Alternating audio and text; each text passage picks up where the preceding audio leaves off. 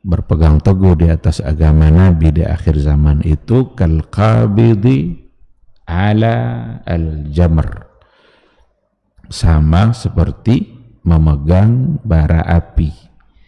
Panas dia, kalau kita lepaskan langsung ya berarti tidak ada kesabaran, kita tidak siap untuk menghadapi tantangan itu.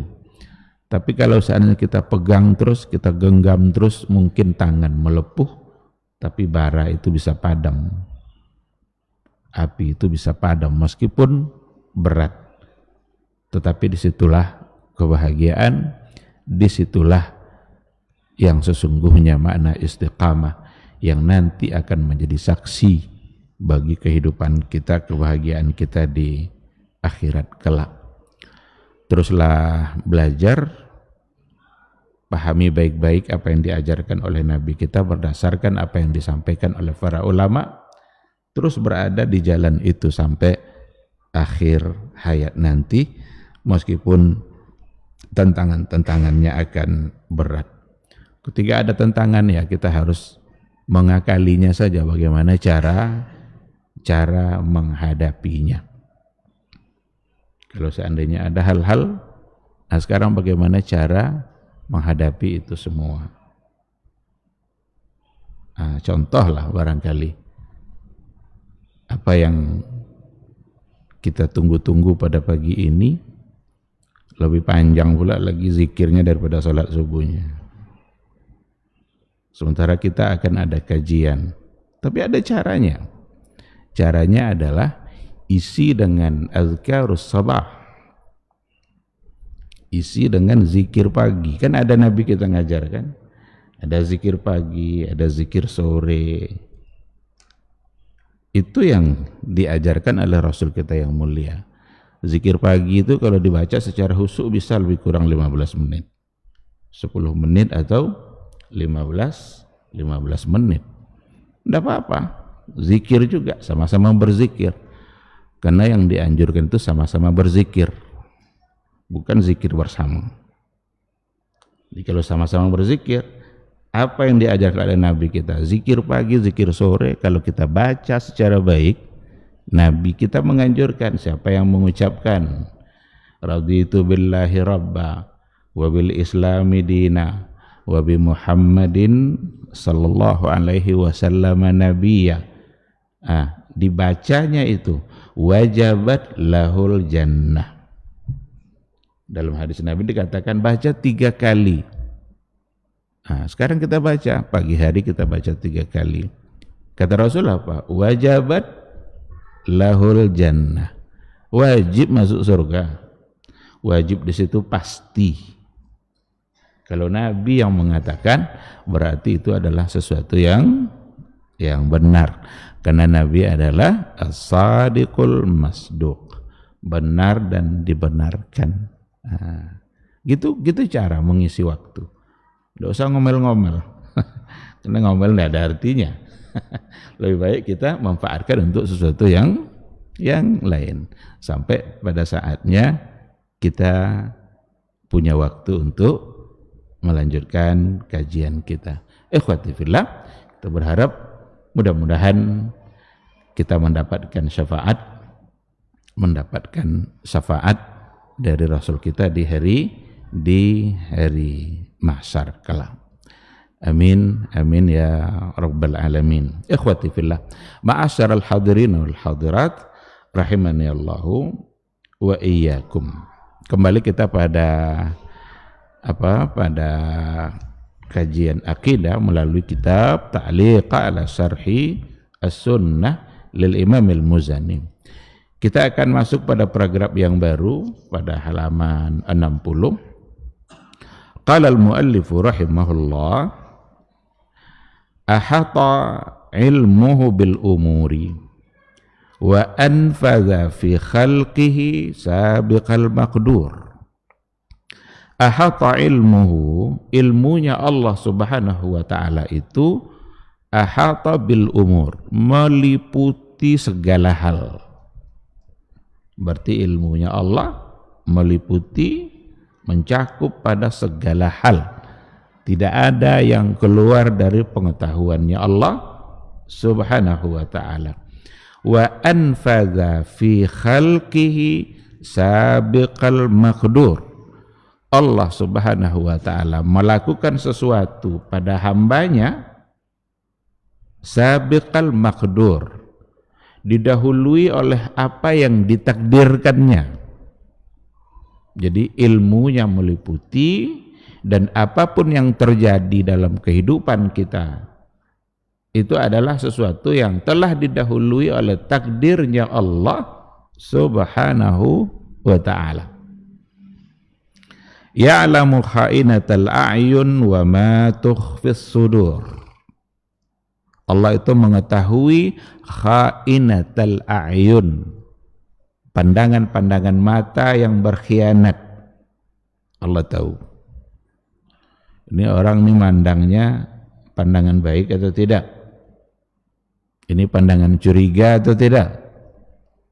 Ini pandangan khianat atau gimana? Allah tahu. Ya'lamu kha'inatal a'yun. Allah mengetahui pandangan-pandangan mata yang berkhianat. Wa ma tukhfis sudur. Dan Allah juga mengetahui apa yang tersembunyi di dada seseorang. Ini menunjukkan bahwa sesungguhnya ilmunya Allah Subhanahu wa ta'ala ahata bikulli syai', meliputi segala sesuatu. Fal khalqu amiluna bisabiqi ilmihi. Maka semua makhluk amiluna, mereka itu berbuat, beramal bisabiqi ilmihi, dengan didahului oleh ilmunya Allah. Artinya apapun yang kita lakukan, Allah Subhanahu wa ta'ala sudah mengetahui. Ini bukti bahwa ilmunya meliputi segala hal. Kalau kita saja yang telah berlalu, mungkin kita lupa apa yang telah kita lakukan. Jangankan yang akan datang, yang telah berlalu. Coba kalau saya tanya, seminggu yang lalu apa yang kita lakukan?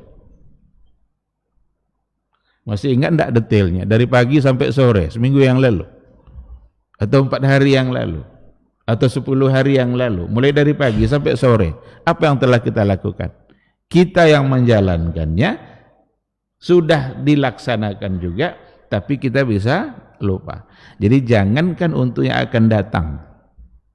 Sementara ilmunya Allah, fal khalqu amiluna bisabiqi ilmih.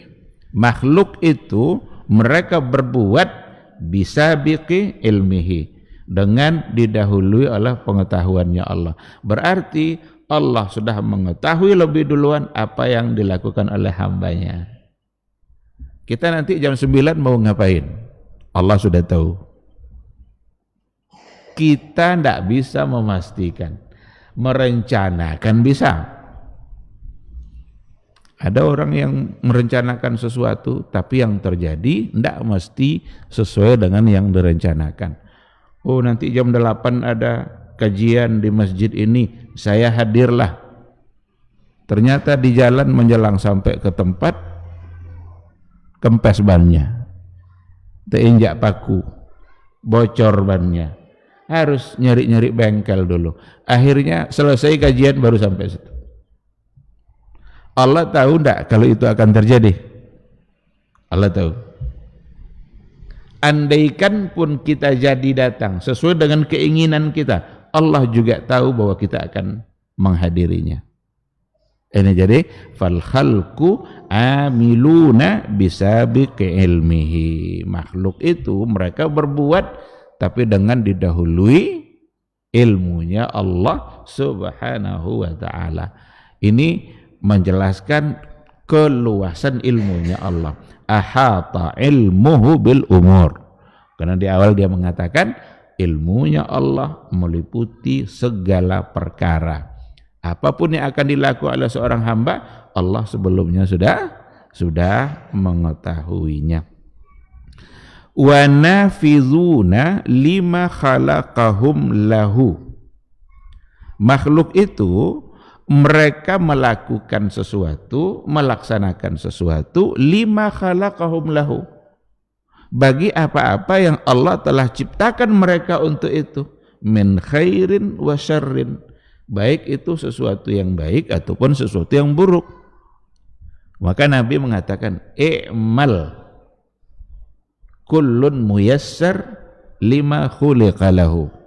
Berbuatlah kullun muyassar, semua hamba Allah muyassarun lima khuliqa lahu, itu dimudahkan untuk melakukan sesuatu lima khuliqa lahu, yang memang dia ditakdirkan, diciptakan untuk itu. Jadi kita tinggal berbuat saja, kita tinggal beramal, kita tinggal melakukan. Kalau seandainya memang kita diciptakan untuk itu, maka Allah pasti akan permudah. Oleh karena itu selalulah memohon kepada Allah supaya kita dimudahkan untuk melakukan sesuatu. Laksanakanlah. Seandainya ada nanti hambatan-hambatan, berarti Allah tidak menginginkan kita untuk melakukan itu. Tapi ketika kita dipermudah, berarti memang kita untuk itu diciptakan oleh Allah. Memang ditakdirkan kita untuk bermudah-mudah seperti itu. Ikhwati fillah, fal khalqu wa nafizuna lima khalaqahum lahu min khairin wa syarrin. Maka dalam kehidupan kita ini ada dua kemungkinan yang akan terjadi. Yang pertama adalah khairin, sesuatu yang baik. Yang kedua adalah syarrin, sesuatu yang buruk. Yang khairin itu sesuatu yang baik, yang memang itulah yang diinginkan oleh Allah dari kita. Syarrin itu sesuatu yang buruk, yang Allah mengajak kita untuk menjauhinya, melarang kita untuk melakukannya, karena itu adalah sesuatu yang buruk. Oleh karena itu berupayalah terus untuk melakukan hal-hal yang baik dan berdoalah semoga dimudahkan oleh Allah. Dan berupayalah untuk meninggalkan hal-hal yang buruk, karena memang itu harus dijauhi. Semoga Allah menjauhkan kita dari yang buruk-buruk itu. Sekarang kita sudah berupaya, tapi adalah satu keadaan di mana keadaan itu memaksa kita atau membuat kita terpaksa melakukan sesuatu yang itu salah. Gimana? Kita sudah berupaya untuk meninggalkannya, tetapi ada satu keadaan di mana keadaan itu ternyata membuat kita termasuk dan terpaksa berada pada tempat yang tidak baik. Maka berupayalah untuk meminimalisir sesuatu yang akan dilakukan, karena itu adalah sesuatu yang salah, dan kita berada pada tempat itu. Ketika seseorang tidak punya apa-apa untuk dia makan, karena dia tidak punya apa-apa, berarti dalam kondisi Al-Quran mengatakan famanit turra, sesuatu yang dalam keadaan darurat, fala itsma alaih, ternyata yang ada adalah sesuatu yang dapat dimakan tapi tidak halal. Dia tidak menginginkan itu, tapi berada pada keadaan di mana terpaksa untuk mengambilnya. Famanitturra ghaira bagin wala adin, dia tidak menginginkan dan bukan pula berlebih-lebihan. Fala itsma alaihi, bukan karena unsur kesengajaan, dia tidak menginginkan sama sekali. Fala itsma alaihi, maka dia tidak berdosa. Kadang ada keadaan-keadaan di mana membuat kita tidak bisa taat seperti sebelumnya. Itu adalah keadaan-keadaan di mana agar kita selalu ingat kepada Allah dan selalu banyak beristighfar. Ada orang yang tidak pernah meninggalkan sholat berjamaah, terus dia untuk datang berjamaah. Suatu ketika dia dalam kendaraan, macet total, tidak bergerak sama sekali. Mungkin orang-orang yang kalau sudah terbiasa untuk berjamaah dalam kendaraan itu pikirannya adalah sholat. Itu ciri-ciri orang-orang beriman, orang-orang yang memang biasa taat kepada Allah. Sampai pada satu keadaan sebenarnya dia ingin itu, tapi keadaanlah yang membuat dia tidak bisa. Nah, serahkan semuanya kepada Allah Subhanahu wa ta'ala, dan semua itu sudah ada dalam ilmunya Allah Subhanahu wa ta'ala, karena kita ini memang berada dalam kehendak dan dalam takdirnya Allah Subhanahu wa ta'ala. Jadi nafizuna lima khalaqahum, mereka makhluk Allah itu, hamba Allah itu melaksanakan sesuatu, melakukannya lima khalaqalahum lahu, untuk sesuatu yang memang mereka diciptakan Allah untuk itu, min khairin wa syarrin.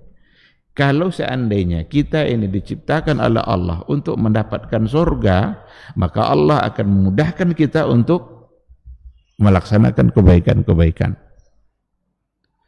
Tapi waspadalah, berpikir panjanglah, merenunglah ketika kita disulitkan oleh Allah untuk beramal saleh. Jangan-jangan kita tercipta untuk neraka. Allah sudah tahu siapa di antara kita yang masuk neraka, siapa yang masuk surga.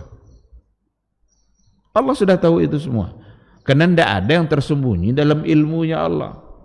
Makanya kata Rasul, i'malu kullun muyassar lima khuliqalahu, beramallah, berbuatlah, kalian akan dimudahkan oleh Allah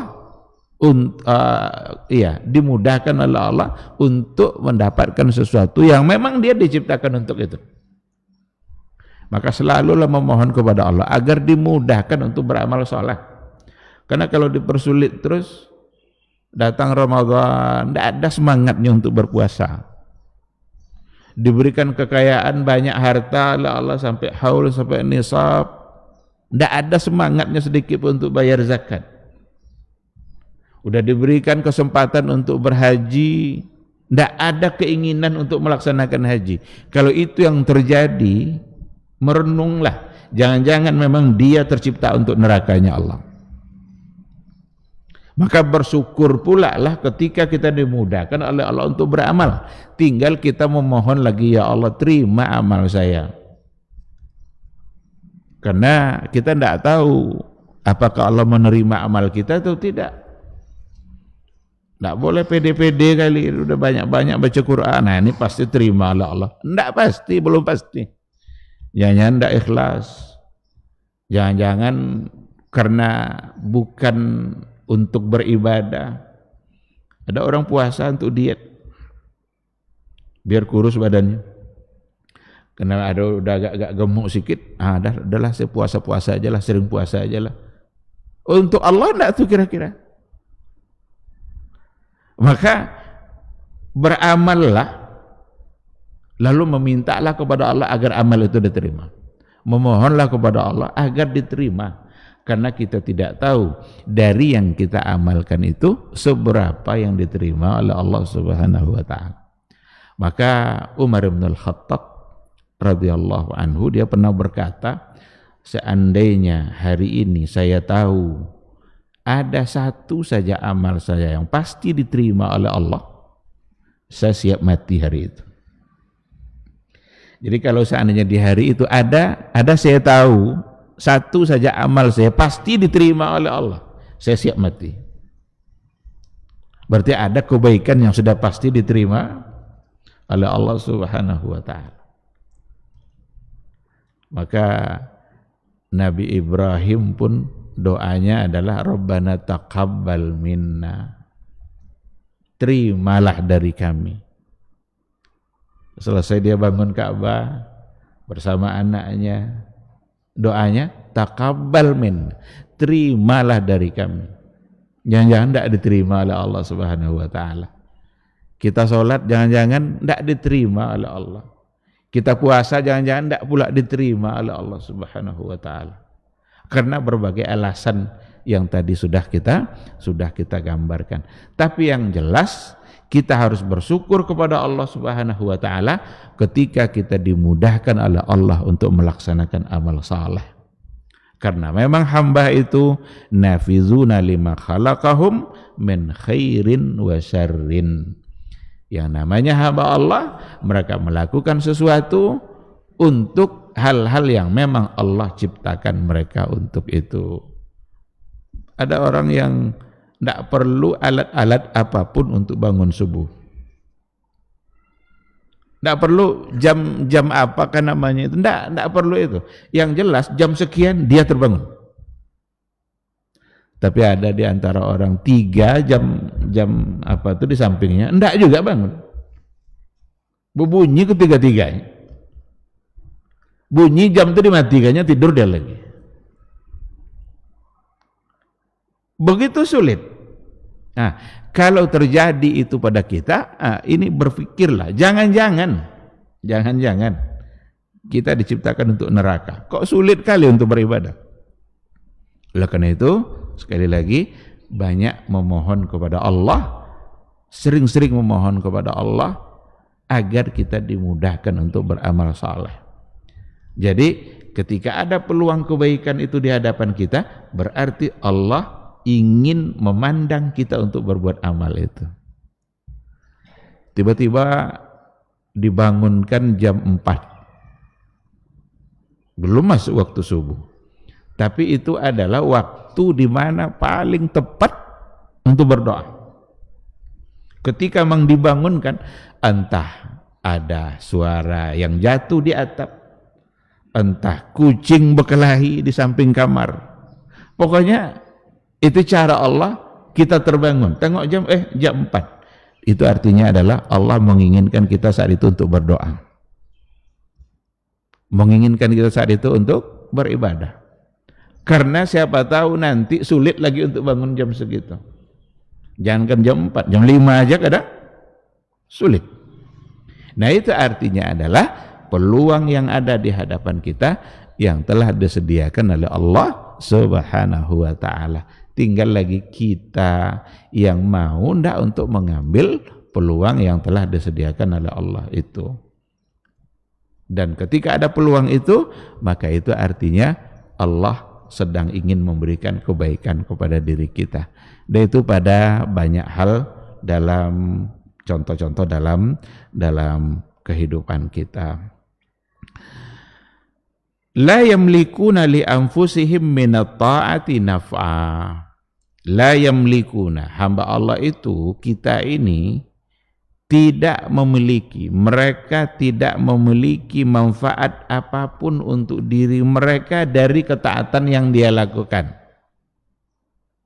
Jadi kita tidak bisa memberikan manfaat apapun dari kebaikan yang kita lakukan, karena manfaat itu datang dari Allah Subhanahu wa ta'ala. Oleh karena itu, ketika kita berbuat baik, buatkanlah kebaikan itu seikhlas-ikhlasnya hanya karena Allah. Adapun manfaat sesudahnya, itu Allah yang menentukan. Bukan kita yang menentukan manfaatnya. Saya setiap kali berbuat ini, maka pasti saya akan mendapatkan ini. Tidak. Jadi la yamlikuna li anfusihim minat ta'ati naf'a. Mereka tidak memiliki, jadi tidak memiliki bukan milik kita, manfaat apapun untuk diri mereka minat ta'ah, dari kebaikan, dari ketaatan yang dia lakukan. Sekarang ada dokter menganalisa tentang ibadah puasa. Salah satu dari kajian dokter tentang puasa, bahwa puasa akan membuat kita sehat. Karena dengan berpuasa itu membuat pencernaan kita bisa beristirahat, yang selama ini kerjanya berat terus, sekarang dengan berpuasa pencernaan akan bisa beristirahat dan itu membuat kita menjadi sehat. Itu namanya manfaat. Tapi hamba tidak memiliki manfaat itu. Apakah kalau seandainya kita berpuasa lalu kita pasti sehat? Allah yang memiliki, Allah yang menentukan. Maka puasa sajalah karena Allah, karena ini adalah sebuah ibadah. Mudah-mudahan kita mendapatkan berbagai macam kebaikan manfaat setelah itu yang ditetapkan oleh Allah untuk kita. Itu. Jadi manusia, hamba Allah tidak memiliki manfaat apapun untuk diri mereka dari ketaatan yang mereka lakukan. Karena manfaat itu sesungguhnya adalah milik Allah. Allah yang memberikan berbagai macam bentuk kebaikan. Wala yajiduna ila sarfil ma'siyati anha daf'a, dan mereka juga tidak mendapatkan sesuatu yang dapat menolak mereka dari yang memalingkan mereka dari kemaksiatan. Jadi kita tidak memiliki apapun secara langsung dari kita untuk menolak dari hal-hal yang memalingkan kita dari maksiat. Allah lah yang akan memalingkan kita dari perbuatan maksiat itu. Seharusnya dilakukan, tapi Allah bisa memalingkannya sehingga kita tidak jadi untuk melakukannya. Adapun hamba bukan dengan kekuatan dia terhindar dari perbuatan-perbuatan maksiat itu, tetapi Allah lah yang akan menjauhkan mereka dari hal itu. Jadi di satu sisi kita tidak punya kemampuan, tidak memiliki manfaat apapun dari ketaatan yang kita lakukan, karena manfaat semuanya milik Allah. Dan di satu sisi kita pun tidak mendapatkan sesuatu bentuk penolakan yang membuat kita terhindar dari perbuatan maksiat. Allah yang menghindarkannya. Betapa orang sangat ingin sekali untuk tidak berbuat maksiat, tapi karena hatinya cenderung bersama-sama dengan pelaku maksiat, pada akhirnya dia juga terjebak kepada perbuatan maksiat. Ikhwati fillah, ini paragraf yang kedua yang yang ditulis oleh Imam Al-Muzani.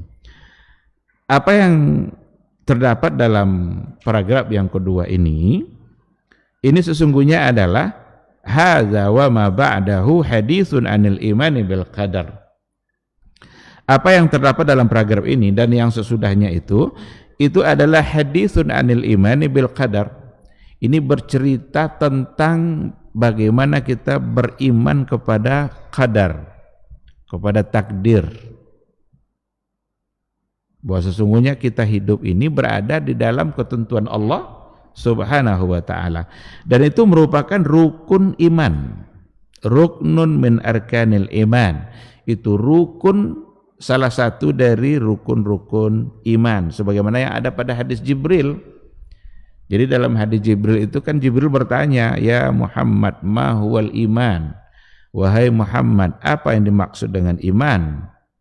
Dijawablah oleh Nabi kita, antu'mina billahi wa malaikatihi wa kutubihi wa rusulihi wal yaumil akhir wa tu'mina bil qadari khairihi wa syarrihi. Itu jawaban Nabi ketika Jibril bertanya tentang iman. Iman itu adalah engkau beriman kepada Allah, beriman kepada para malaikat, beriman kepada kitab-kitab yang telah Dia turunkan, beriman dengan rasul-rasul yang telah Dia utus, beriman dengan hari akhir, bahwa dunia ini akan berakhir, dan yang terakhir wa tu'mina bil qadari khairihi wa syarrih. Engkau beriman juga dengan takdir khairihi wa syarrihi, baik itu takdir yang baik ataupun takdir yang buruk. Apa ada takdir Allah yang buruk? Kalau berdasarkan kepada hadis ini, khairihi wa syarrihi, baiknya dan buruknya. Kalau disebut takdir yang buruk, itu buruk dalam pandangan dan perasaan kita. Kita yang memandangnya buruk. Tapi bagi Allah tidak. Karena ketika ada sesuatu yang kita anggap buruk, sesungguhnya Allah ingin memberikan kebaikan melalui itu. Dan pada akhirnya nanti kita akan bersyukur karena diberikan takdir yang buruk itu. Kalau sudah tahu kita manfaatnya, maka barulah disadari, oh ternyata tidak buruk. Cuma dalam pandangan kita buruk, ada sesuatu yang tidak menyenangkan. Ada orang lahir anaknya tiba-tiba setelah itu wafat.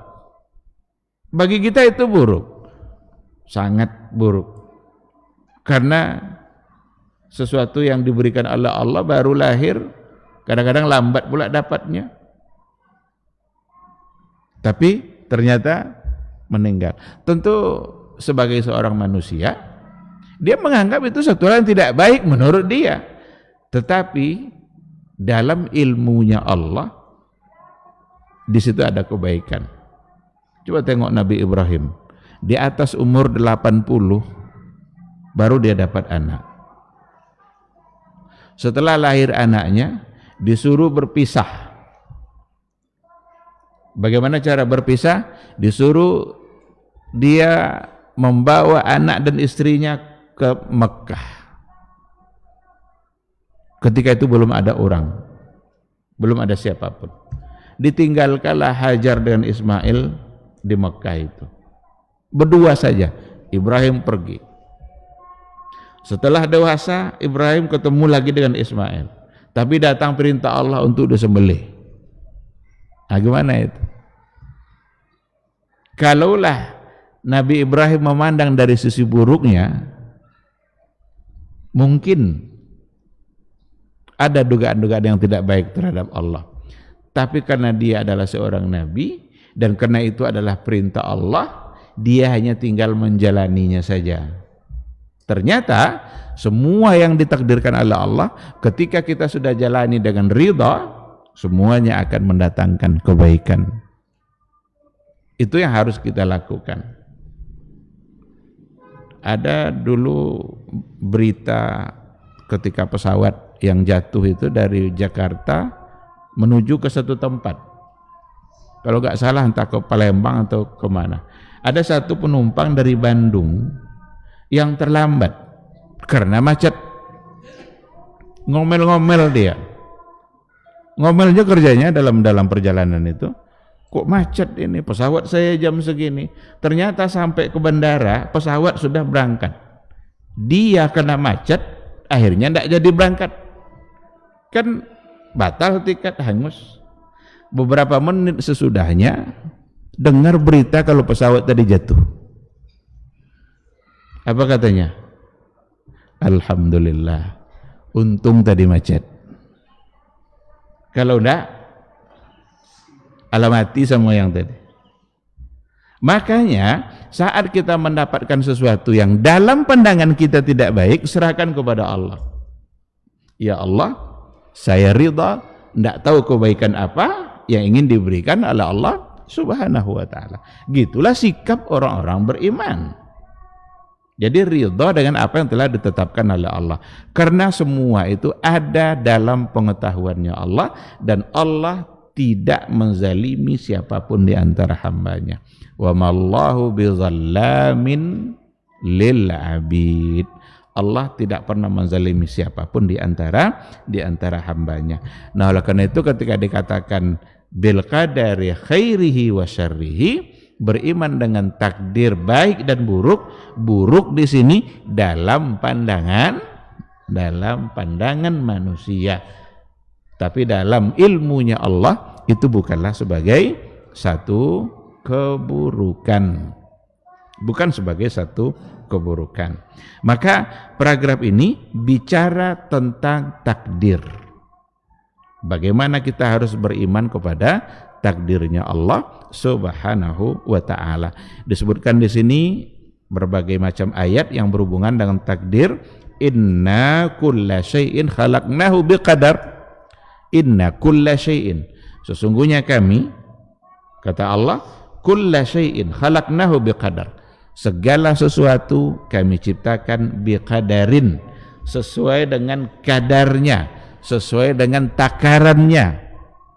Jadi semua yang berlaku dalam kehidupan kita ini sudah sesuai dengan takaran yang telah ditetapkan oleh Allah Subhanahu wa taala, dan kita harus beriman. Soal rezeki, Allah bagi-bagi rezeki itu. Orang kalau rezekinya banyak itu karena kebutuhannya banyak.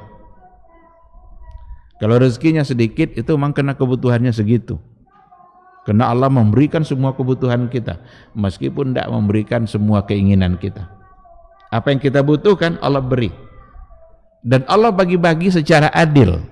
Allah lah yang maha tahu tentang keadilan itu. Ada orang yang dilebihkan hartanya, ada pula orang yang disedikitkan hartanya. Semua sudah dalam ilmu Allah. Karena itulah yang terbaik untuk dia. Udah capek berusaha, enggak juga banyak-banyak hartanya, berarti itu yang terbaik untuk dia. Karena kadang-kadang ada orang yang awalnya miskin, ketika diuji oleh Allah dengan harta ternyata rusak agamanya, rusak akhiratnya, membuat dia menjadi lalai, disibukkan oleh dunianya.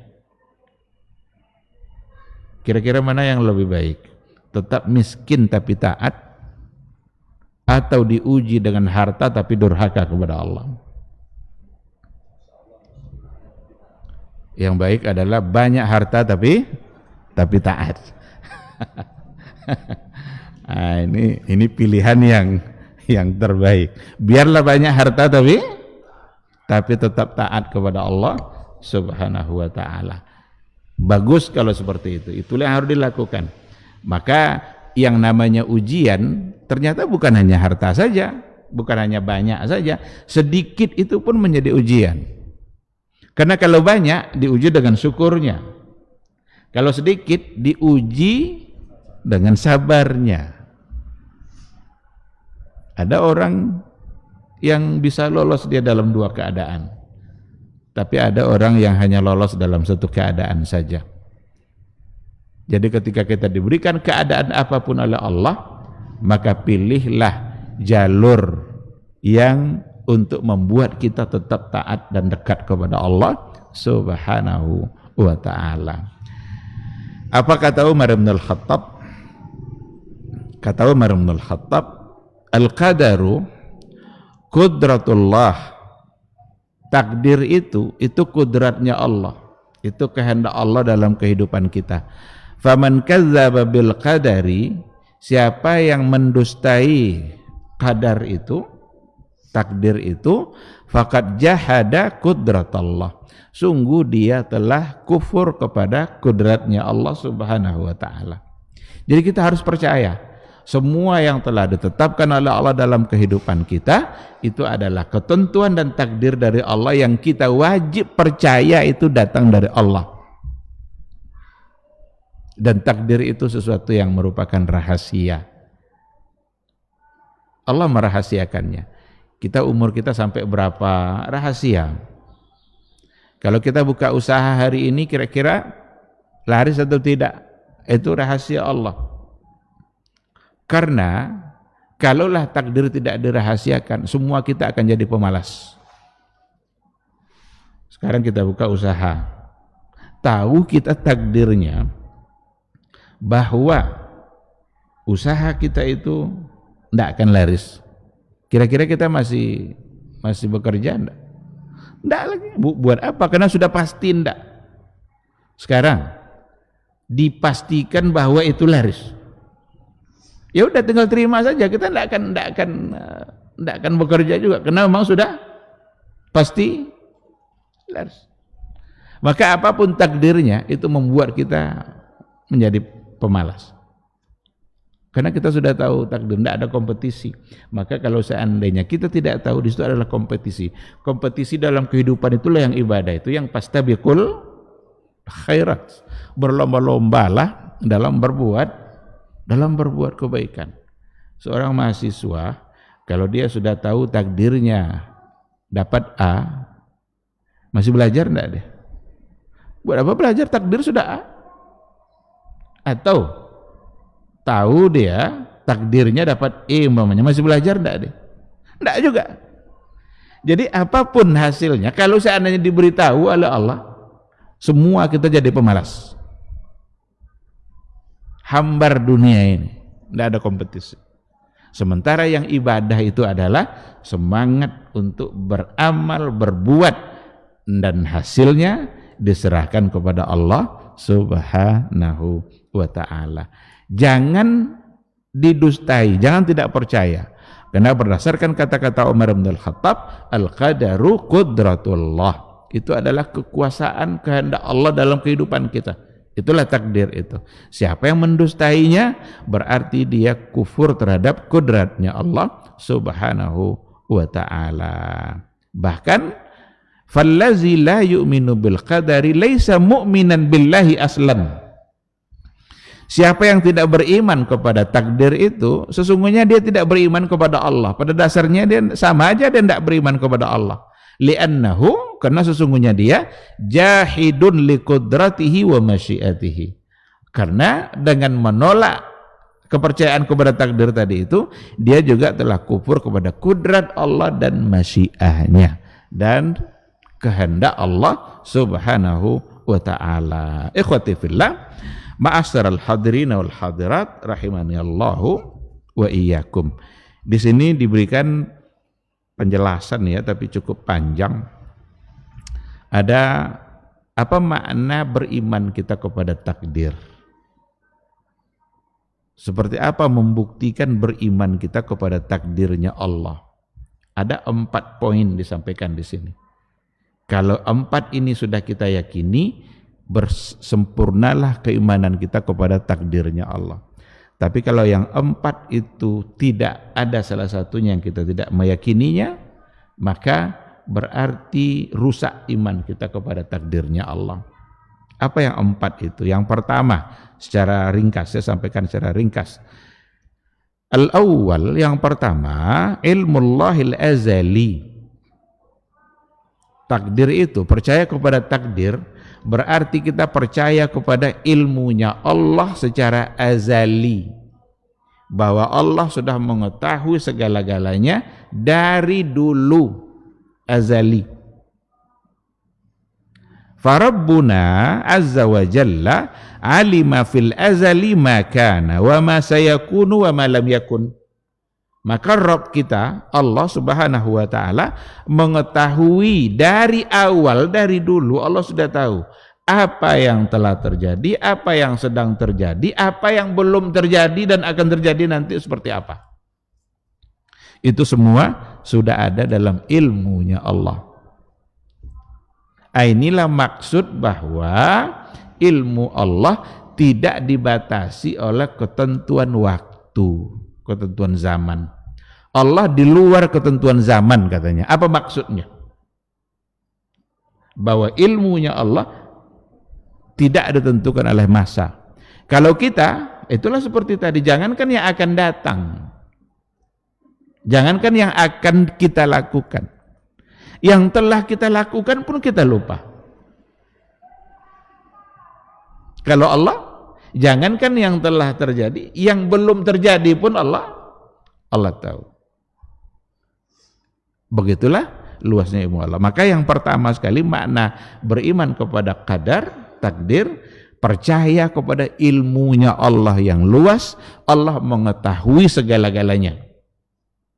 Tidak ada yang luput dari pengetahuannya Allah. Wasi'a rabbi kulla syai'in ilma.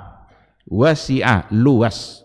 Rabbku maha luas ilmunya, mencakup untuk segala sesuatu. Asani, yang kedua adalah kitabatullahi azza wa jalla fil lauhil mahfuz. Percaya kepada takdir, bahwa kita percaya kepada semua yang terjadi itu sudah tertulis di al-lauhul mahfuz. Sudah tertulis. Allah sudah tahu belum siapa yang akan menang di Pilwako nanti? Yang akan menang di Pilgubri Allah sudah tahu belum? Nah. Kita? Belum tahu. Ilmunya Allah kita yakin sudah tahu. Dan kita juga meyakini bahwa sudah tercatat di Allahul Mahfuz. Sudah tercatat. Apapun yang terjadi sudah tercatat. Karena berdasarkan kepada hadis dikatakan awwalu ma khalaqallah al-qalam. Yang pertama kali yang diciptakan oleh Allah itu adalah al-qalam, pena. Kemudian kata Allah, uktub, tulis, kata Allah. Pena nanya apa yang harus ditulis? Uktub maqadiral makhlukat. Tulislah semua takdir makhluk. Ditulislah oleh pena itu semua takdir yang akan terjadi. Dan selesai dia tulis semuanya, terangkatlah pena itu dan tintanya sudah kering. Maka yang akan terjadi adalah apa yang sudah tertulis di Lauh Mahfuz. Kita hari ini, pagi ini ada kajian, itu karena sudah tertulis di Allahul Mahfuz. Yang hadir di kajian kita segini karena sudah tertulis di Lauhul Mahfuz. Semua wajib kita imani. Kalau tidak kita imani itu berarti enggak sempurna iman kita kepada takdir. Jadi yang kedua, kitabatullah fil lauhil mahfuz. Ya, ayat-ayatnya baik ayat maupun hadis banyak yang disampaikan. Wa kullu syai'in fa'aluhu fiz zubur, dan segala sesuatu yang mereka melakukannya fiz zubur sudah ada dalam catatan. Wa kullu saghirin wa kabirin mustatar, dan segala sesuatu baik kecil maupun besar mustatar, semuanya sudah ditulis. Itu yang kedua. Yang ketiga, yang harus kita imani ketika beriman kepada takdir itu masyiatuhun nafidzah. Beriman kepada masyiahnya Allah, kehendaknya Allah, yang itulah yang terjadi. Apa yang dikehendaki Allah, itulah yang terjadi dalam kehidupan kita, bukan apa yang kita kehendaki. Apa yang kita inginkan belum pasti terjadi. Seandainya yang kita inginkan sesuai dengan yang diinginkan oleh Allah, maka terjadilah sesuai dengan keinginan kita. Tapi kalau tidak sesuai dengan keinginan Allah, maka yang akan terjadi adalah apa yang diinginkan oleh Allah Subhanahu wa ta'ala. Dalam ayat dikatakan, wa ma tasyauna illa ayyasha'allahu rabbul alamin. Tidaklah mereka bisa berkehendak kecuali apa yang dikehendaki oleh Allah Rabbul alamin. Nah, ini masyiahnya Allah, kehendak Allah. Maka apapun yang terjadi, tidak ada yang harus kita sesalkan, tidak ada yang harus kita sesali. Kenapa? Itulah ketentuan Allah untuk diri kita. Mungkin saja kita bisa untuk muhasabah, itu muhasabah, memuhasabah diri, karena bisa saja asbabnya memang adalah kita sendiri. Kenapa kok perut saya sakit-sakit mulas-mulas begini? Oh, rupanya tadi makanan itu udah lama saya makan juga. Besok jangan makan lagi yang gitu-gitu. Itu cara berikhtiar. Cara supaya kita terhindar. Tapi pastikah terhindar? Belum pasti juga. Kita hanya melakukan asbabnya saja. Dan semua asbab yang kita lakukan karena Allah, itu akan menjadi ibadah. Itu dinilai sebagai sebuah kebaikan. Kok sulit kali lah saya tidur malam ini. Oh, mungkin karena 3 gelas kopinya malam tadi. Malam besok cukup segelas saja, tidak usah 3. Kok sulit kali bangun pagi ini? Mungkin karena ini, karena itu. Mungkin karena ini itu upaya kita untuk berikhtiar, mengambil sebabnya, mengambil langkahnya agar tidak terulang. Tapi sekali lagi bukan itu yang akan memastikan kita terhindar. Ada orang yang tidak minum kopi apa-apa, dia payah juga dia tidur. Karena tidur itu pun sendiri itu adalah bentuk dari kekuatan dan kebesaran Allah Subhanahu wa taala. Wa min ayatihi manamukum bil-laili. Di antara tanda-tanda kebesaran Allah tidur kalian di malam hari. Jadi tidur pun itu tanda kebesaran Allah. Maka dalam ayat kursi itu ayat yang paling agung, paling mulia, tapi bicara tentang tidur. Ayat kursi, ayat yang paling mulia, tapi di situ satu poin tentang tidur. La ta'khudhuhu sinatun wala naum. Karena memang manusia tidak bisa dia mengatur tidurnya, tidak bisa nahan kantuknya. Kalaulah manusia bisa nahan kantuk, tidak ada sopir yang kecelakaan karena ngantuk. Ini truk tabrakan, jatuh, datang berita hari itu, oh karena ngantuk. Itu ngantuk tuh karena dia ingin ngantuk atau tidak bisa nahan? Karena tidak bisa nahan. Karena memang Allah yang menentukan dia mesti ngantuk saja. Persoalan yang sekecil itu saja, sepertinya kecil, tapi berada pada ayat yang paling agung, paling mulia.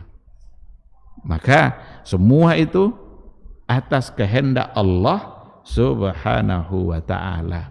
Bahkan ada saatnya ketika diberikan ngantuk, ternyata itu adalah untuk memberikan kekuatan setelah itu.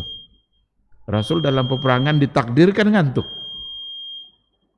Dalam perang Badar itu ditakdirkan ngantuk sebentar, tapi pas sadar kembali ternyata membuat mereka menjadi segar dan menjadi kuat.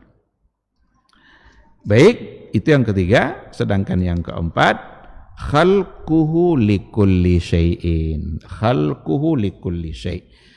Kita beriman kepada takdir, beriman kepada ciptaan Allah untuk segala sesuatu. Maka segala sesuatu itu adalah merupakan ciptaan Allah Subhanahu wa ta'ala. Tidak ada sesuatu yang di luar daripada ciptaan Allah. Segala-galanya, semuanya itu adalah khalqullah, dan kita wajib mempercayai itu. Maka dalam ayat dikatakan Allahu khaliqu kulli syai'. Allah lah yang menciptakan segala sesuatu. Wa qala wallahu khalaqakum wa ma ta'malun. Allah lah yang telah menciptakan kamu dan apa yang kamu lakukan. Khalaqakum wa ma ta'malun. Apa yang kita amalkan, apa yang kita lakukan, itu semua adalah ciptaan Allah. Kita bisa sholat, tegak berdiri, gagah, bisa ruku, bisa sujud, bisa tegak lagi, ruku lagi, sujud lagi. Itu semua adalah Allah Subhanahu wa ta'ala yang menciptakannya. Diberikannya kita kesehatan, diberikannya kita semangat iman. Kalaulah Allah tidak berikan kita sehat, tidak bisa kita berdiri. Berarti kita berdiri karena Allah yang memberikan kesehatan. Kita bisa melangkahkan kaki ke rumah Allah, Allah yang menciptakan itu. Menciptakan dalam artian segala bentuk kemampuan yang kita bisa berjalan itu hanya datang dari Allah Subhanahu wa ta'ala. Maka setiap kali kita berbuat baik, kita mesti bersyukur kepada Allah, karena Allah lah yang telah menciptakan kebaikan itu dalam diri kita. Tidak ada yang perlu kita puji-puji selain daripada Allah Subhanahu wa ta'ala. Kalau kita sehat, kita tidak memuji dokter. Sakit lalu sembuh, kita tidak memuji dokter, tapi kita memuji Allah, karena Allah lah yang telah memberikan kemampuan kepada dokter untuk menyembuhkan. Dan jangan pernah menghina obat-obat generik. Apalah obat kamu nih, obat generik ini 3.000, tidak akan sembuh kamu nih. Tuh beli tuh yang mahal tuh. Apakah yang akan menyembuhkan adalah obat? Karena yang menyembuhkan adalah Allah Subhanahu wa ta'ala. Dia beli pun obat yang paling mahal, Tapi kalau kata Allah tidak sembuh, tidak sembuh. Tapi ada obat-obat yang murahan. Kalau kata Allah sembuh, maka akan menjadi sembuh. Tinggal lagi kita kemampuan diberikan oleh Allah apa? Ternyata Allah memampukan kita untuk membeli obat yang mahal. Belilah obat yang mahal itu, karena ada kemampuan. Siapa yang memberikan kemampuan tadi? Allah juga. Ada orang yang tidak punya duit sebanyak itu. Udah, tidak usah merasa, saya tidak akan sembuh nih gara-gara obat ini. Terlarang untuk mengungkapkan kata itu. Karena kesembuhan milik Allah bukan datang dari obat. Kita hanya perlu bertawakal, serahkan diri kita kepada Allah dan lakukan apa yang kita mampu. Dah.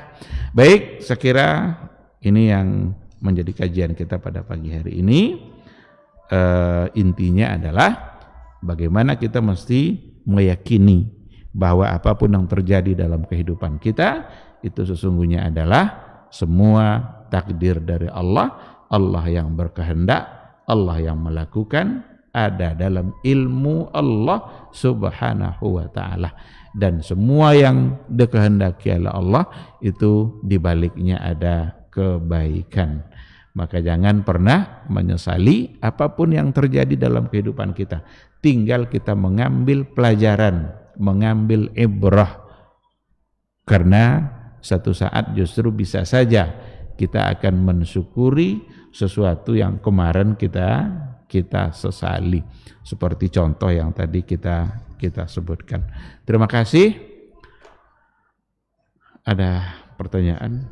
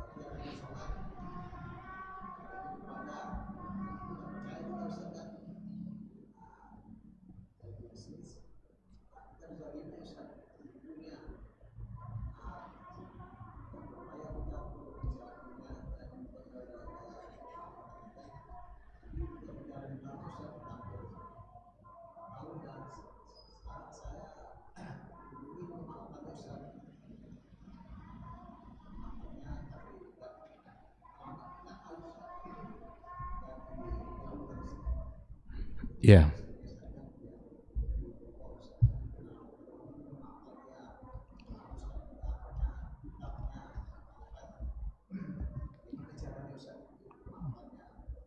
Baik, terima kasih. Apakah itu bagian dari takdir? Jawabannya iya. Karena tidak ada satupun yang terjadi dalam kehidupan kita kecuali takdir Allah. Baik yang khairihi wa syarrihi. Baik itu yang baik dalam pandangan kita atau yang buruk. Yang tadi itu kebetulan dalam pandangan kita itu buruk karena kita dizalimi. Tinggal lagi kita untuk menyerahkannya kepada Allah Subhanahu wa ta'ala. Kembalikan kepada Allah. Kita sudah dizalimi, mungkin karena terlalu cepat memberikan kepercayaan. Karena dalam persoalan harta, ini sebenarnya ujian yang sebenarnya bagi kehidupan seseorang. Itu Umar bin Al-Khattab ketika minta seseorang untuk bersaksi, si fulan itu baik atau tidak. Ada seseorang yang bilang, ya Amirul Mukminin, dia adalah orang baik, dia tetangga saya, tahu betul saya dengan dia, ibadahnya rajin, puasa sunatnya. Lalu Umar nanya, kamu pernah tidak bermuamalah dengan dia dalam persoalan uang? Kata yang bersaksi baik tadi, tidak pernah ya Amirul Mukminin. Berarti kamu belum tahu dia itu baik atau tidak. Maka ukuran baik tidak baik itu ternyata tidak sekedar melihat rajin sholat, rajin ini. Tapi persoalan uang, harta. Kalau sudah pernah bermuamalah dengan dia dalam persoalan uang, baru kamu berhak menghukumi dia orang baik atau tidak. Yang tadi kan baru dikenal, hanya dikenalkan oleh orang yang baik.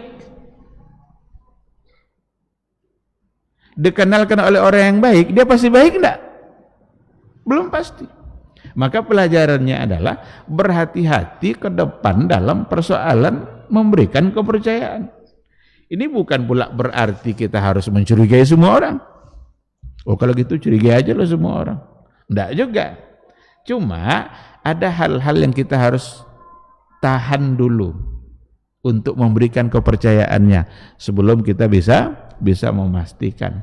Maka itu sudah merupakan satu kebaikan, karena itu menambah cara berpikir kita di masa yang akan datang untuk melakukan sesuatu yang dalam bentuk bisnis. Mudah-mudahan Allah menggantinya. Oh lalu sekarang saya ingin memaafkan dia, bagaimana caranya saya mencari dia? Dia yang harus nyari kita. Dia yang bersalah ke kita, masa kita pula yang nyari-nyari dia untuk memaafkan dia? Yang bersalah sekarang siapa? Kita atau dia? Kan dia yang menzalimi kita. Kalau kita ingin memaafkannya, cukup maafkan, bilang ya Allah saya maafkan dia. Dan jujur, jangan nanti memaafkan itu karena sudah sulit dijumpai. Nanti kalau udah nampak lagi, udah nampak dia mahal katanya, enggak jadilah maaf katanya, minta lagi utang kemarin. Jadi kalau mau sudah dimaafkan, lupakan semuanya, maka memaafkan itu melupakan semuanya. Apa beda sama al-afu dengan al-maghfirah? Kan Allah mengampuni, Allah memaafkan. Memaafkan lebih dalam maknanya. Kalau memaafkan itu Allah melupakan semuanya, bahkan menghapus dari catatan. Tapi kalau maghfirah, tidak lagi dianggap dosa, sudah diampuni, tapi masih ada pada catatan. Maka lebih dalam. Sehingga Aisyah ketika bertanya, ya Rasulullah, seandainya malam ini malam Lailatul Qadar, apa doa yang paling pas untuk saya ucapkan? Kata Rasul, Allahumma innaka afuun tuhibbul afwa fa'fu anni. Allah tidak sebut maghfirah di situ. Allah sebutkan al-afu, minta maaf. Karena kalau Allah sudah maafkan, pasti sudah diampuni. Bahkan dari catatan pun bisa hilang, tidak ada, bersih sudah. Karena Allah sudah maafkan. Maka kalau ingin memaafkan, udah Allah tahu hati kita. Sekarang kita maafkan. Tidak usah repot-repot nyari dia ke Bogor pula. Udah kamu saya maafkan. Tidak. Yang harus mencari dia yang harus mencari kita untuk minta dimaafkan karena dia yang bersalah. Adapun kita cukup dengan menyatakan kepada Allah, ya Allah, dia sudah saya maafkan, tapi betul-betul dimaafkan. Maka as-sabru inda sadmatil ula. Sabar itu terlihat dari sikap pertama kita dalam menghadapi persoalan. Sabar terlihat di situ. Terjadilah satu hal yang tidak menyenangkan. Sabar atau tidak terlihat di awal sikap kita. Bukan nanti setelah lama berjuang, kalau gitu sabar aja lah. Baru menunjukkan sabarnya. Udah capek minta utang kepada dia, enggak juga bayar-bayarnya. Udahlah kalau gitu saya maafkan. Kalau mau maafkan dari dulu, dari awal. As-sabru inda sadmatil ula. Oke? Jadi mudah-mudahan Allah mengganti yang sudah modal sudah habis, uang sudah dikirim, ternyata barang tidak datang. Itu kan satu hal yang kita dizaliminya. Mudah-mudahan Allah menggantinya. Apakah takdir? Jawabannya iya. Pasti ada kebaikan di balik itu. Siapa tahu suatu saat nanti dibukakan hatinya oleh Allah, sadar dia dengan kesalahannya. Lalu ia mendatangkan kebaikan-kebaikan bagi kehidupan kita. Wallahu subhanahu wa ta'ala a'lam. Baik, ikhwati fillah, saya kira kita cukupkan sampai di sini. Kalau tidak ada lagi pertanyaan, semoga majelis kita majelis yang diberkahi oleh Allah, ada ilmu yang bisa kita terima.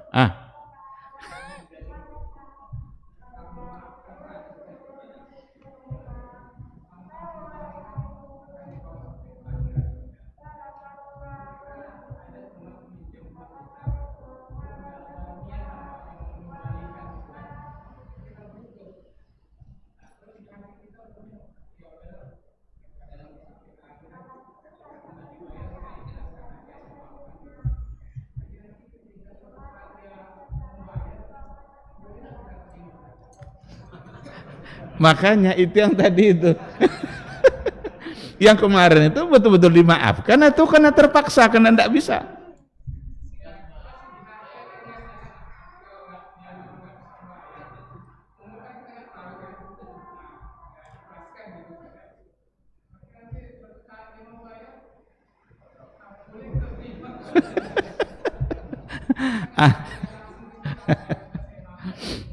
Kalau gitu nanti beri syarat, ya Allah, andaikan sampai mati dia tidak membayar, saya maafkan, biar ndak ini. Tapi satu saat kalau dia datang bayar, saya akan terima. Ya ini dalam persoalan muamalah sah-sah saja. Tapi kalau benar-benar ingin memaafkan, maafkanlah dan lupakan. Berarti kita sudah dapat pahala. Kan kita ingin mendapatkan pahala. Karena memaafkan hutang itu, jangan memaafkan, memberi hutang itu saja, itu pahalanya luar biasa. Kenapa demikian?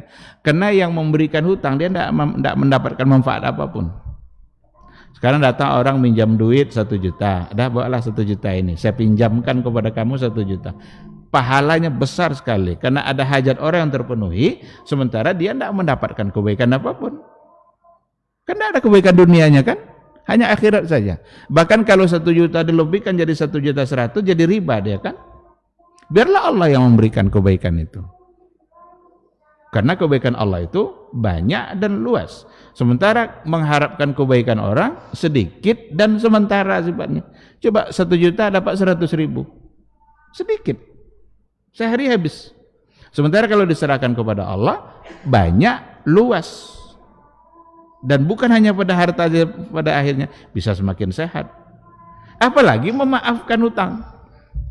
Jadi kalau sudah dimaafkan, berarti dia sudah tidak ada lagi kewajiban untuk membayarnya.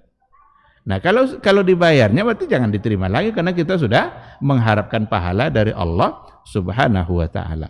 Tapi kalau dibuat syarat kayak tadi, kalau sampai mati memang dan tidak bayar, saya akan maafkan. Tapi kalau dia datang mau membayar, saya akan menerima.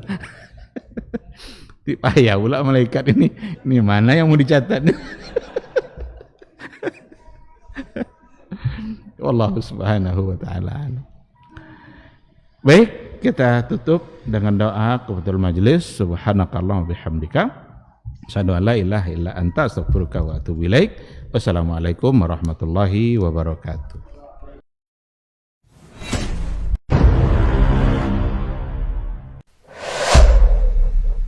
Dunia dan seisinya ini bagi Allah tak sama nilainya dengan sebelah sayap lalat. Barang siapa yang beramal untuk akhiratnya, Allah akan cukupkan baginya urusan dunia. Sayati zamanun 'alan nasi as-sabiru fihim qalqabit al-jamarah. Akan ada satu masa di akhir zaman yang berpegang teguh dengan agamanya seperti orang yang sedang memegang bara